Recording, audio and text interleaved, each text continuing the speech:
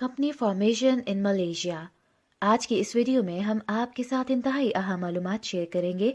तो अगर आप बिजनेसमैन हैं तो ये वीडियो आपको मलेशिया में बिजनेस इस्टेब्लिश करने के लिए मुफीद साबित हो सकती है।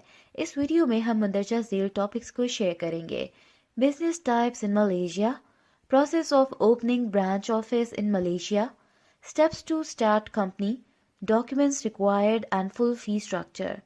तो मुकम्मल तफसील के लिए आइए शुरू करते हैं। हम स्टार्ट करते हैं लीगल स्ट्रक्चर पे। तो हमारा सबसे पहला लीगल स्ट्रक्चर होता है वो सोल प्रोप्राइटरशिप होता है। मलेशिया में कुछ हमारे पास वहाँ पे लिमिटेशंस आती हैं, वो इन सेंस में आती हैं कि कौन कौन सा लीगल स्ट्रक्चर से वो सिर्फ वहाँ के रेजिडेंट्स ओपन कर सकते हैं, और फॉर फॉरेनर्स वो कौन सा लीगल स्ट्रक्चर करते हैं। तो वो हम आगे स्टडी करेंगे एंड पे।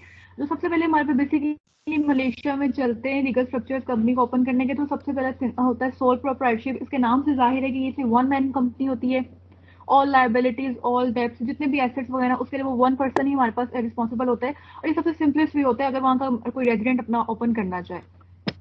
The next one is partnership. Partnership थोड़ा सा सोल प्रोप्राइटर का एक्सटेंट होता है, यानी इसके अंदर 2 से 20 मेंबर्स तक पार्टनरशिप कर सकते हैं। जिस तरह सोल प्रोप्राइटरशिप में सिर्फ वो एक बंदा रिस्पॉन्सिबल था, इन केस अगर आप उस कंपनी के साथ डील भी करते हैं तो वो सिर्फ एक बंदा रिस्पॉन्सिबल है हर तरह के डेप्ट के लिए, हर तरह की चीज़ों के लिए।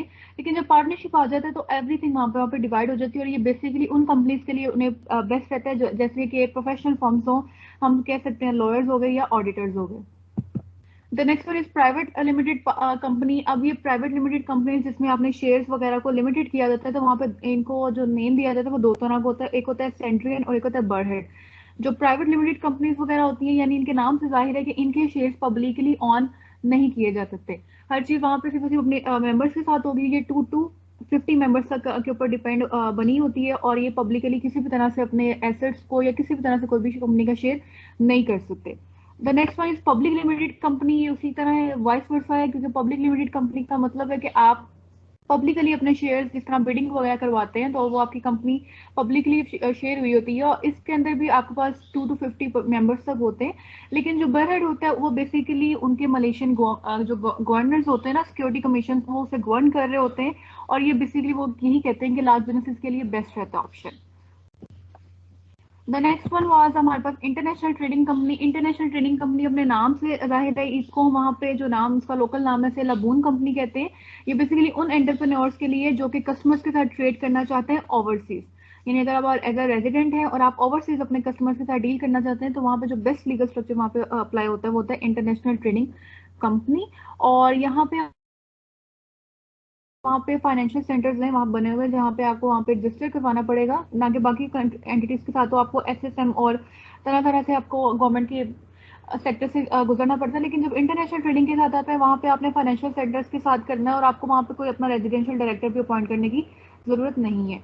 और साथ में एक और चीज़ यहाँ पे जो बहुत इसको ईजी होता है वो होता है इंटरनेशनल ट्रेडिंग कंपनी को टैक्स एग्जम्पशन दी जाती हैं।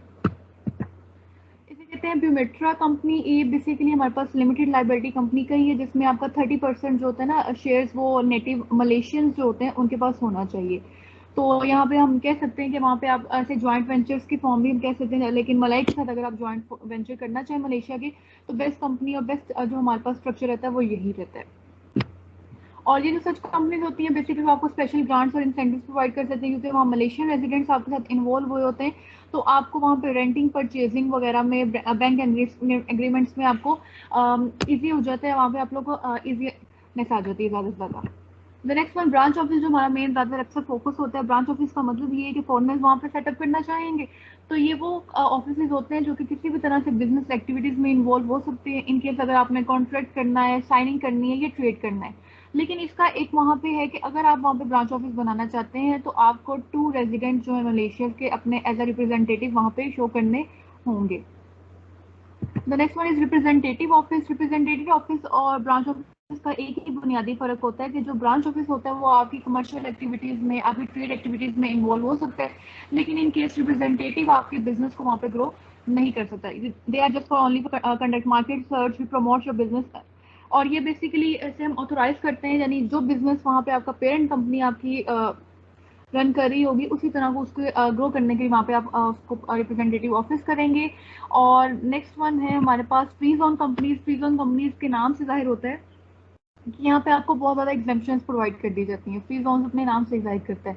तो वहाँ पे एक दो तरह के फ्री जोन कंपनीज हैं। एक होता है एक्सपोर्ट प्रोसेसिंग जोन, यानी वो फ्री जोन एरिया जहाँ पे आप एक्सपोर्ट्स वगैरह के फंक्शंस परफॉर्म करेंगे, जहाँ पे आपको एक्सपोर्ट वैल्यूज में आपको एग्जेम्पशन भी प्रोवाइड कर दी जाएंगी in case of raw materials हो गया, वेयर हाउसेज वगैरह हो गए। तो वहाँ पे एक्सपोर्ट प्रोसेसिंग जोन इन्वॉल्व होता है। यहाँ पे आपको लो लैंड्स मिल सकते हैं, यूटिलिटी कॉस्ट वगैरह सब में एग्जेम्पशन मिल सकती है। ये सारे के सारे फ्री जोन्स के फायदे होते हैं। तो नेक्स्ट पर हमारे पास अब ये तो हमारे पास थे लीगल स्ट्रक्चर्स के, हम कौन कौन से इन्वॉल्व कर सकते हैं, कौन से नहीं लग सकते। मैंने स्टार्ट में एक बात की थी कि उन्होंने मलेशिया में लिमिटेशन लगाई हुई है कि कुछ लीगल स्ट्रक्चर सिर्फ मलेशिया के रेजिडेंट्स ओपन कर सकते हैं, फॉरेनर्स को वो अलाउ नहीं करते। तो अब जब हम स्टार्ट देखेंगे कि बिजनेस प्रोसेस चलता किस किस तरह, तो उसमें हमारे पास क्वेश्चन भी हमारे पास क्लियर हो जाएगा। तो सबसे पहले हमारे पास जब हमें बिजनेस चलान बनाना होता है तो हमने ऑब्वियसली उसकी लीगल स्ट्रक्चर हमें डिसाइड करना होता है जी कि किस तरह से हम अपना बिजनेस लेके चलेंगे। तो सबसे पहले हमारे पास आता है सेवरल टाइप्स, तो हम लोगों ने स्टडी कर ली। लेकिन यहाँ पे दो मेन पॉइंट्स आ गए। अगर तो आप हैं लोकल एंटरप्रेन्योर, यानी अगर तो आप हैं मलेशियन रेजिडेंट, तो तब आप वहाँ पे लिमिटेड लाइबिलिटी कंपनी भी खोल सकते हैं, सोल प्रोप्राइटरशिप खोल सकते हैं। इस तरह की कंपनीज आप इजीली खोल सकते हैं। लेकिन इन केस अगर आप वहाँ पे फॉरेन एंटरप्रेन्योर हैं, यानी आप वहाँ पे जाके अपनी कंपनी ओपन करना चाहते हैं, तो जो आपको अलाउ किए जाते हैं वो ये होते हैं प्राइवेट लिमिटेड कंपनी, जिसे हम लोगों ने सेंट्रल या बरहट कहा था, देन लाबून कंपनी जिसे हम इंटरनेशनल कंपनी कह सकते हैं, या रिप्रेजेंटेटिव ऑफिस, ब्रांच ऑफिस वगैरह ओपन कर सकते हैं। सोल प्रोप्राइटरशिप को वहाँ पे अलाउ नहीं करते। वहाँ पे उन्होंने हमारे पास रूल है 70-30, यानी वो आपको जॉइंट वेंचर्स ओपन करने की इजाजत दे सकते हैं, लेकिन एज अ सोल प्रोप्राइटर वहाँ पे आपको ओपन करने की परमिशन नहीं होती। जब आपने अपना लीगल स्ट्रक्चर डिफाइन कर लिया, देन आपने ऑब्वियसली अपना बिजनेस को नेम देना है। नेम जो बिजनेस के अंदर आपके पास तीन तरह से प्रोसेस आते हैं कि सबसे पहले आपने देखना है चीज कि जो नेम आप वहाँ पे करना चाहते हैं, बनाना चाहते हैं, तो वो वहाँ पे ऑलरेडी यूज तो नहीं, जितना पेटेंट्स का हमारे पास इशू आता है। तो आपने ऑब्वियसली सबसे पहले उसकी अवेलेबिलिटी को चेक करना है। वहाँ पे उनकी कमीशन होती है एसएसएम, उस वाले से आपने उसको करना है। देन आपको ऑब्वियसली वहाँ पे आपको फी 30 जो हमारे पास मलेशियन करेंसी है वो वहाँ पे अप्लाई करनी देनी पड़ती है। देन जैसा आपके पास जब आपको अप्रूवल वगैरह आ जाते हैं तो आप जब नेक्स्ट प्रोसेस के ऊपर मूव होते हैं। और जो नेक्स्ट प्रोसेस हुई थी scout for a business premise, यानी इसका मतलब है जब भी बिजनेस ओपन करना है तो उसके लिए लोकेशन की तो हमें जरूरत है। तो जब आपके पास आपका नेम आपको आ गया है कि जी हमारा नेम हमें मिल गया, अप्रूवल्स आ गए हैं, तो देन आप सबसे पहले अपना गुड बिजनेस नेम के बाद उसकी लोकेशन को करते हैं। वो भी आपकी मार्केटिंग स्ट्रेटेजी का सबसे पहला पार्ट होता है। उसके बाद ऑब्वियसली ये आ गया कि जब आपको लोकेशन बेस्ट मिल गई है जी कि मैं अपना बिजनेस यहाँ पे ओपन करना चाहूंगा, तो आपको वहाँ पे अपना ऑफिस एड्रेस भी रजिस्टर करवाना पड़ेगा। तो आपको उसके लिए जो डॉक्यूमेंट्स वगैरह प्रोवाइड करने पड़ेंगे, उसमें आपका मेमोरियम आता है जिसमें आर्टिकल ऑफ एसोसिएशन हम कहते हैं। साथ में आपने डिक्लेरेट करना है कि आपका डायरेक्टर्स कौन है, प्रमोटर्स क्या है बिफोर अपॉइंटमेंट्स। देन आपने अपना कंपनी नेम अप्रूवल जो आपको एसएसएम से मिला उसकी कॉपी वहाँ पे देनी। साथ ही आपने आइडेंटिटी कार्ड अपने हर डायरेक्टर का और कंपनी सेक्रेटरी वगैरह का देना होता है, ताकि आप आपको एड्रेस वगैरह की अप्रूवल दे सकें। वो बात आता है इनकॉर्पोरेटेड कंपनी, तो यानी आपने इनकॉर्पोरेशन डॉक्यूमेंट्स वगैरह, इसी तरह एसएसएम उनकी वहाँ पे कमीशन है जो कि आप बेसिकली अंडर को करती है हर तरह की बिजनेस ओपन करने के लिए। तो आपने वहाँ पे भी डॉक्यूमेंट्स वगैरह करने होते हैं, जिसके लिए वो 3 पॉइंट्स वगैरह अप्रूवल्स वगैरह लेते हैं, जिसमें आपका कंपनी का नेम वगैरह भी इन्वॉल्व कर दिया जाता है। तो उसके बाद आपको जैसे आपको अप्लाई आ गया तो अपनी कंपनी वगैरह को ओपन कर सकते हैं। रजिस्ट्रेशन फी आ गई, जो मेन बात आती है जब आपके पास अप्रूवल्स वगैरह सब आ गए, आपके डॉक्यूमेंट्स क्रॉस चेक हो चुके हैं, तो जो आप रजिस्ट्रेशन फी वहाँ पे करनी थी वो मलेशियन जो करेंसी है वो 1000 करना होता है। अब हम आगे थोड़ा सा और देखेंगे कि मलेशियन जो रजिस्ट्रेशन फी है वो वेरी करती है। वेरी क्यों करती है? ये वो आपकी कंपनी के एनुअल टर्नओवर के ऊपर वेरी करती है। इफ अगर आपका एनुअल टर्नओवर ज्यादा है तो आपकी रजिस्ट्रेशन फी को भी वो इसे 1000 से इंक्रीज कर देंगे। मिनिमम तो 1000 होती है, लेकिन इससे जब आगे आगे आपका एनुअल टर्नओवर वगैरह आपकी कैपिटल वगैरह इंक्रीज होता जाएगा, तो वो आपको आगे इस तरह आपके पास आरएम्स वगैरह भी उसके इंक्रीज होते जाएंगे। अब हमारे पास आया ब्रांच ऑफिस। जब आपने ब्रांच ऑफिस वगैरह को जो लिटिल बिट एक्स्ट्रा इसके अंदर रिसर्च करके देखा, तो उसके अंदर ये होता है कि जो ब्रांच होती है वहाँ पे टैक्सेशन के अंदर मलेशिया उसे इन्वॉल्व नहीं करता। लेकिन उसको बेसिकली जब रजिस्टर्ड होना है तो वो जो हमने बात की थी एसएसएम, एसएसएम हमारे पास कंपनीज की कमीशन मलेशिया बनाई हुई है उन्होंने। जब भी आपने अपना बिजनेस स्टार्ट करना है, किसी भी तरह से एक्टिविटीज करनी है, वेदर वो ब्रांच ऑफिस हो या किसी भी तरह से इंटरनेशनल कंपनी हो, तो वो आपको वहाँ पे एसएसएम से अप्रूवल्स वगैरह लेने पड़ते हैं। और अगर मैनेजमेंट पॉइंट ऑफ व्यू से हम देखें तो आपको लीगल रिक्वायरमेंट्स के लिए भी वहाँ पे मलेशिया की 2 रेजिडेंट्स को अपना अपॉइंट करना पड़ता है। ब्रांच के लिए भी हमने पहले भी स्टडी किया था कि 2 Malaysian residents as your representative वहाँ पे होने चाहिए।